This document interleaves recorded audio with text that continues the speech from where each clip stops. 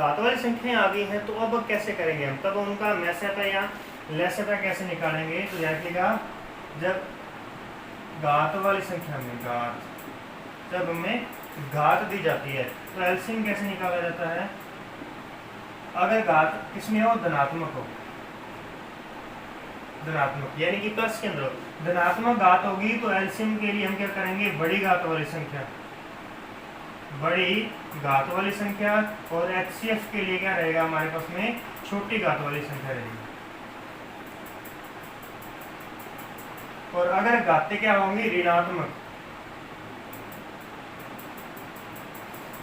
अगर घातें ऋणात्मक होंगी तो एलसीएम के लिए कौन सी आ जाएगी, छोटी घात वाली संख्या आ जाएगी,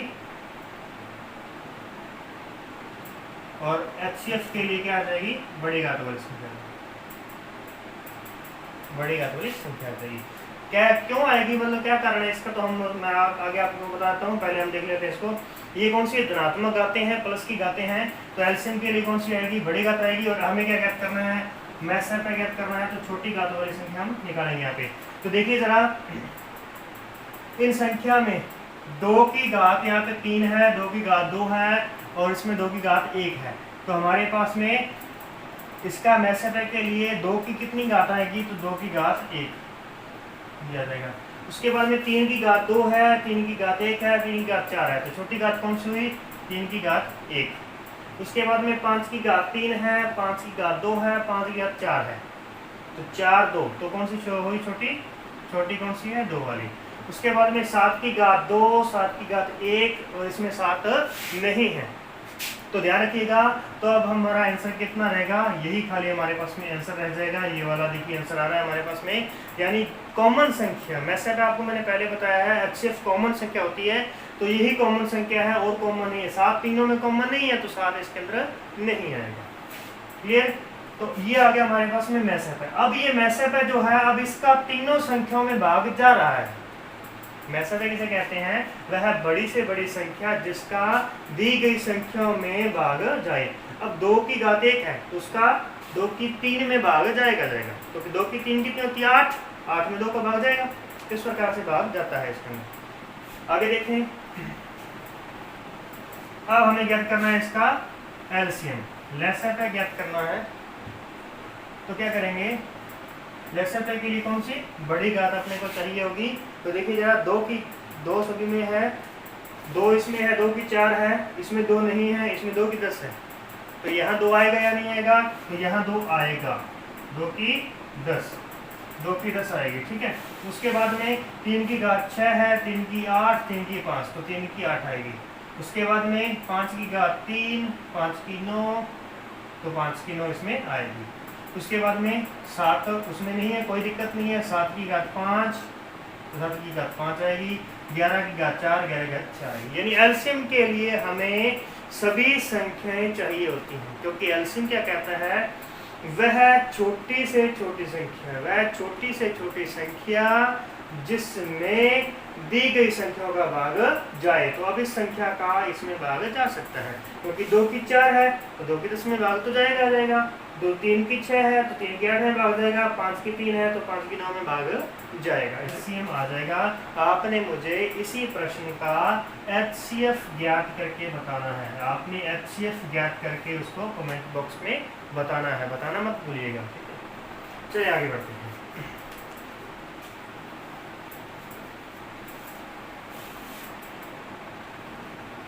अब आती है ऋणात्मक घातें। पहले मैंने बता दिया था आपको कि धनात्मक घात के लिए एलसीएम के लिए बड़ी घात होती है और एचसीएफ के लिए छोटी घात होती है। तो वही ऋणात्मक घातों के अंदर क्या होगा, मैसेपा के लिए बड़ी घात होगी, यानी कि 8 की पावर -63, तो ये हमारा आंसर होगा 8 की पावर -63। इसके अंदर लेसेपा के लिए माइनस के अंदर छोटी घात चाहिए अपने को, तो -8, ये हमारा आंसर, -8 हमारा आंसर है।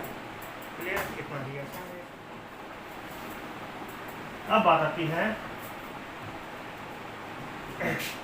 भिन्न संख्याओं की। जब हमें भिन्न संख्या दी होंगी तब हमें कैसे करना, इसको भी ध्यान दीजिएगा अच्छे तरीके से। भिन्न संख्या, अगर हमें एलसीएम ज्ञात करना है, लेसेपा ज्ञात करना है, तो अंशों का लसय बटे में हरों का मैसय। और अगर हमें मैसय ज्ञात करना है तो अंशों का मैसय और हरों का लसय। ये रखना है। लसय निकालेंगे तो ऊपर लसय, मैसय निकालेंगे तो ऊपर मैसय, यानी कि अच्छे। तो देखिए जरा, एलसीएम निकालना है तो ऊपर वाली संख्याओं का एलसीएम लेंगे। 1 2 5 4, इनका एलसीएम कितना है?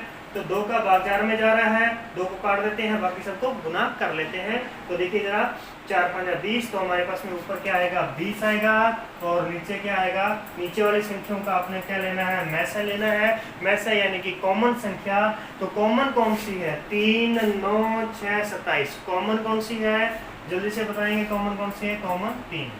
तो ये हमारे पास 20/3, उसका क्या आ गया? एलसीएम आ गया। उसी प्रकार इसमें देखेंगे मैसय। मैसय निकालेंगे तो मैसय के लिए ऊपर वाली संख्याओं का मैसय लेना है, नीचे वाली संख्याओं का लसय लेना है। तो ऊपर वाली संख्या कौन सी है? 2 4 4।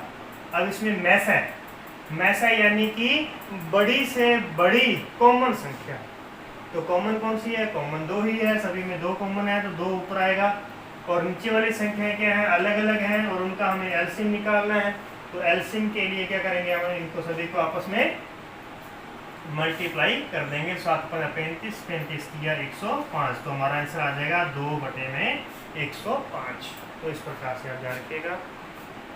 प्रश्न बहुत ही इजी है, लेकिन थोड़ा सा अच्छे तरीके से उनको समझने की और प्रैक्टिस की, मुख्यतः प्रैक्टिस की आपको ज़रूरत है। मेनली जो प्रैक्टिस नहीं करते वही मार खा जाते हैं। 2 संख्याओं का मैसय 8, तो नीचे दी गई संख्या में से कौन सी संख्या इन संख्याओं का लसय नहीं हो सकती? तो ध्यान रखिएगा, मैं आपको बता दूं, जैसे हमने 10 और 15 का एलसीएम निकाला जो था, वो था हमारे पास में 30, और एचसीएफ निकाला था वो था हमारे पास में 5। तो ध्यान रखना, हमेशा एचसीएफ का भाग एलसीएम में जाएगा ही जाएगा। एचसीएफ यानी मैसय का भाग लसय में जाएगा, संख्याओं का भाग लसय में जाएगा। इस प्रकार से इसका भी भाग इसमें जाएगा और संख्याओं का भाग भी एलसीएम में जाएगा। इसका भाग लसय में भी जाएगा और इसका भाग संख्याओं के अंदर भी जाएगा। तो क्योंकि वो तो कॉमन है, उसी में तो निकली है, तो उसी में भाग जाना तो जरूरी है। तो इसका मतलब हम क्या है, अगर मैसय 8 है तो एलसीएम कितना होगा? तो एलसीएम वही होगा। देखिए जरा यहाँ पे कौन सा नहीं होगा, कौन सा नहीं होगा? तो ये भी हो सकता है 8 3 24, 8 से 48, 8 8 से 56, लेकिन ये नहीं होगा क्योंकि ये 8 के पढ़े में नहीं आ रहा है। उसी प्रकार से अगला देखते हैं, अगर 2 संख्याओं का लसय 120 है तो कौन सी संख्या इसका मैसय नहीं हो सकती?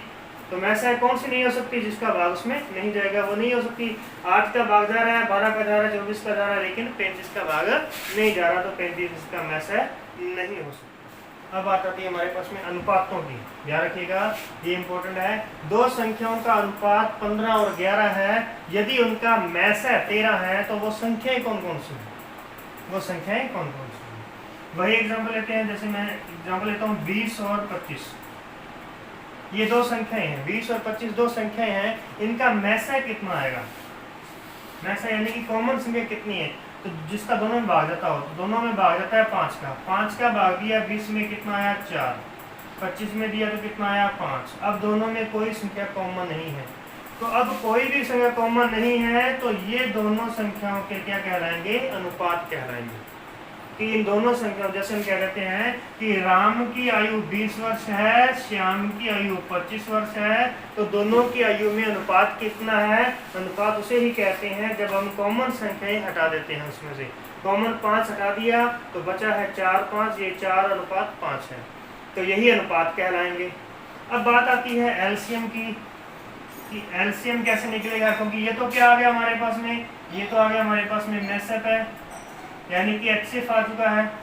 एचसीएफ 5 आ गया, एलसीएम कैसे ज्ञात करते हैं? तो एलसीएम की भी आपको बताया मैंने बात है यहाँ पे कि जब कॉमन संख्या नहीं बचेगी तब हम इन सभी को क्या कर देंगे, मल्टीप्लाई कर देंगे। तो 5 चौका 20, 20 पंजा 100, तो ये हमारे पास में क्या आ जाएगा, इसका एलसीएम आ जाएगा। तो ध्यान रखिएगा एलसीएम कैसे बनता है, एलसीएम बनता है एचसीएफ गुना अनुपातों का गुणनफल, अनुपातों का गुणनफल। एचसीएफ को अगर अनुपातों के गुणे से गुणा कर देंगे तो हमारे पास एलसीएम आ जाएगा। तो अगर यहाँ पे हमको 20 और 25 ना दिया हो, 20 और 25 ना दिया हो, हमें दिया है कि दो संख्याओं का मैस है 5 है और दो संख्याओं का अनुपात 4-5 अनुपात है, तो वो संख्याएं क्या क्या है? तो हम क्या करेंगे, वापस उन संख्या के साथ में 5 का मल्टीप्लाई करेंगे, यानी मैस है का संख्या के साथ मल्टीप्लाई करेंगे। 4 पंजा 20, 5 5 25, तो मल्टीप्लाई करने से हमारे पास में संख्या आ जाएगी। सेम उसी प्रकार से दो संख्याओं का अनुपात 15 और 11 है, मैस है 13 है, तो वो संख्या ज्ञात कीजिए। तो हम 13 का दोनों में मल्टीप्लाई कर देंगे, तो 13 15 95 और 13 11 143, 195 और 143 ये हमारे पास में आंसर आ जाएगा। उसी प्रकार से अगर हमसे कह दिया गया तीन संख्याओं का अनुपात दे रखा है और इनका मैसेज पे दिया गया है 12, तो वो संख्या क्या क्या है? तो ये संख्या आप बताएंगे मुझे, कमेंट के अंदर बताना क्या आंसर आएगा इसका। आगे बढ़ते हैं।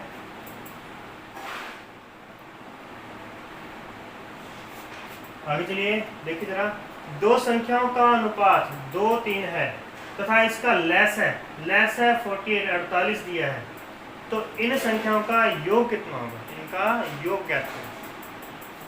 तो चलो देखो, अभी मैंने आपको बताया यहाँ पे कि लेस है बराबर मैस है गुणा अनुपातों का गुणनफल, अनुपातों का गुणनफल याद है। अब हमें मैसा नहीं दिया गया, अब हमें क्या दिया गया है? लेस दिया 48, मैसा नहीं दिया गया क्वेश्चन मार्क, गुणा में अनुपातों का गुणा, अनुपात कितना है 2 3, तो 2 × 3 अनुपातों का गुणा कर देते हैं। ये हमारे पास में x मान लेते हैं, तो क्वेश्चन मार्क पड़ा रहने दो यहाँ पे, क्वेश्चन मार्क, ये आ गया हमारे पास में 6। अब ये मल्टीप्लाई की संख्या बराबर में जाकर किसकी हो जाएगी? डिवाइड की हो जाएगी। तो हम क्या करेंगे, क्वेश्चन मार्क यानी कि मैस है बराबर 48 बटा में 6, तो 8 6 48, यानी 8 हमारे पास में क्या आ गया है? मैसा आ गया। अब मैसा 8 आ चुका है, तो वो संख्या कैसे निकलेंगी? 8 दूनी 16 और 8 तिया 24, ये हमारे पास में वो संख्या आ चुकी हैं। हमसे चाहे इसका योग पूछे चाहे इसका वर्ग पूछे, हम इसका वर्ग कर सकते हैं। फिर 16 और 24 हो गए हमारे पास में 40। तीन संख्याओं का अनुपात 3 4 5 है तथा इनका लेस है, फिर वापस वही लेसा दिया है, तो इसका मैसा ज्ञात कीजिए, मैसा। तो प्रश्न आप पर छोड़ता हूँ, आप ही इसको करके जो बताएंगे, जैसे हमने ऊपर वाला प्रश्न किया है उसी प्रकार से नीचे वाला प्रश्न करना है। फिर भी अगर ना समझ में आए तो अगली बार आपको बता देंगे नेक्स्ट वीडियो के अंदर। चलिए देखिए नेक्स्ट आगे बढ़ते हैं। दो संख्याओं के मैसे तथा लेसे क्रमशः 8 और 48 हैं। यदि इन संख्याओं में से एक संख्या, इनमें से एक संख्या 24 हो तो दूसरी संख्या ज्ञात कीजिए। दूसरी संख्या क्या है? अब यहाँ पे आपने वो बात ध्यान रखनी है, देखिए जरा, वापस वही लेके चलता हूँ आपको। 10 और 15, इनका कॉमन निकाला था हमने कितना? 5 कॉमन निकाल लिया। जैसे कॉमन निकाला तो ये हमारे पास बन गए इनके क्या? अनुपात। कॉमन निकालने के बाद में संख्याओं के अनुपात बच जाते हैं, 2 3 अनुपात आ गए। अब लेसा कैसे निकाला था हमने? मैसा गुना अनुपातों का गुणा, तो 3 दूनी 6, 6 5 30, 30 तो हमारे पास में लेसा था और 5 हमारे पास में मैसा। तो यहीं से एक बात और ध्यान रखिएगा, क्या कि दोनों संख्याओं का गुणा, दोनों संख्याओं का गुणनफल बराबर क्या होता है? लेसा गुणा मैसा। ये हमेशा ही बराबर होगा। देखिए जरा, दोनों संख्याओं का गुणा, संख्या क्या है? 10 और 15, दोनों संख्या का गुणा बराबर लैसा कितना है 30 और मैसा कितना है 5, दोनों का मल्टीप्लाई कर दिए। इधर कितना है 10 15 150 और ये भी कितना है 5 3 15 150। तो हमेशा ही लेस ये दोनों बराबर आएंगे, दोनों संख्याओं का गुणनफल लैसा और मैसा का गुणा बराबर होगा। तो इसी फॉर्मूले को हम इसके अंदर फिट करते हैं। फॉर्मूला और कहीं से नहीं आ रहा, इसी के अंदर से ही निकल के आ रहा है। आपको मैं बता रहा हूँ, यहाँ पे देखो जिस प्रकार से मल्टीप्लाई करते जा रहे हैं संख्याएं साथ साथ चलती जा रही हैं। तो हम क्या करेंगे, देखिए जरा, एक संख्या में 24 दी गई है, दूसरी नहीं दी गई, तो हमें क्या करना था, यहाँ पे दोनों संख्याओं को ना लिखना था। एक संख्या तो 24 है, दूसरी हमें नहीं पता, और इक्वल में हमारे पास में लैसा है 48 और मैसा है 8, तो 48 गुणा में 8 ये है हमारे पास में। अब हम क्या करेंगे, b दूसरी संख्या बराबर 48 गुणा 8 बटा में 24, तो ये आ जाएगा 24 दूना 48 और 8 दूना 16। दूसरी संख्या हमारे पास में क्या आ जाएगी 16, ये दूसरी संख्या हमारे पास में 16 है। अगला प्रश्न देखें तो वो भी उसी प्रकार से है।